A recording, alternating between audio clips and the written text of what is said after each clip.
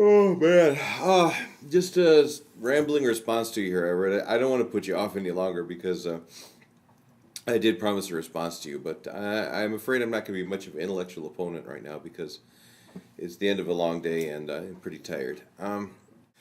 Okay, now for the biggie. Okay, I seem to have convinced you that maybe kind of this free will, as I have defined free will, it might actually be possible that we have this thing. Okay, I consider it a pretty big achievement just to convince you that of even of the possibility of this ludicrous thing that I proposed. Okay, so thank you for taking that step at least. But the concern is now, have I set too low a bar for myself? Basically, or is this thing that I've defined as being free will, is that sufficiently close to being what we, our pre-theoretical intuitions about free will are?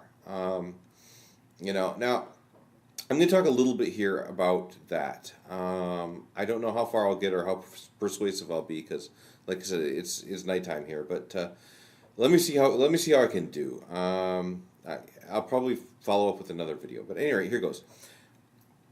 Okay, you say that one of your intuitions about free will, for example, is that you want you're determined, but you're not determined. Basically, right? It's like you are you're determined by what your wants and goals are, but you're not restricted by anything in physical reality or something like this, right? Or it's a contradictory concept, right? How can you be determined and not determined at the same time, right? Well, okay.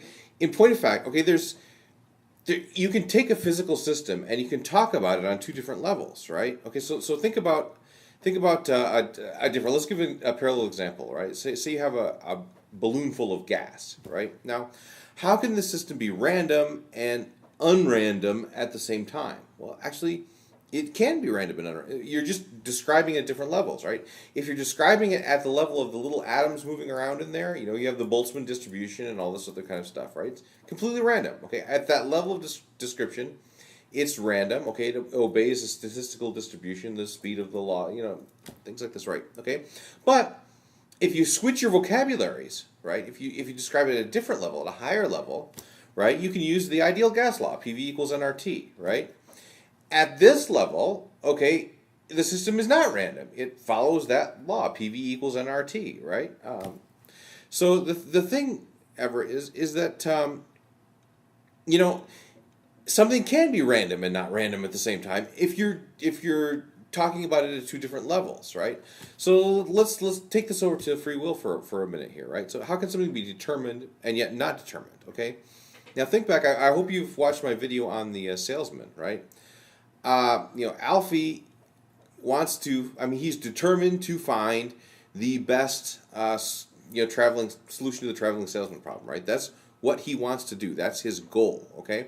So he's determined to do that. I mean, and that's what he's going to do. Okay, so at the normative level, at the intentional stance level, okay, if you describe him at this level, he's completely deterministic, right? What he's doing, the best description of what he's doing is, he is planning the best possible route, around the circuit here, right? Completely straightforward. But if you look at him at the descriptive level, right, at the level of what is his hands doing or what is all this kind of, it's completely random. I mean, he's flipping a coin here and he's using this probabilistic algorithm to find it, right? So he too, I mean, this is another example. He's determined at the normative level. Okay? At the normative level, if you describe it with the intentional stance, he is he's perfectly determined, perfectly deterministic behavior, right? If you describe him at the physical level, right, he's flipping a coin. He really is. I mean, we're assuming he's tapped into a real random source.